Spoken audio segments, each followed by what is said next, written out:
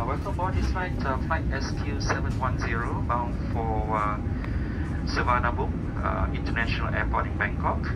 With me in the flight deck, we have Senior First Officer Mr. Arthur Koh, and also in the cabin crew in charge is in-flight manager Mr. Mokhtar Hussain, and he'll be in charge of the cabin services for this flight too. Infants should be Cabin crew doors and cross-check.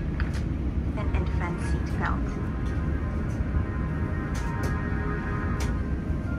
The nearest exit, which may be behind you. Count the rows of seats to the closest are available for children. Inflate your life vest only at the exit door and step into the raft. Under all between your seats. All large electronic devices, such as laptops, must be stowed for taxi. Thank you for your attention. Refer to the safety card located in the seat pocket in front of you for more information. On behalf of Singapore Airlines, we hope you have a great time on board as well as in Singapore or anywhere else in the world we take you.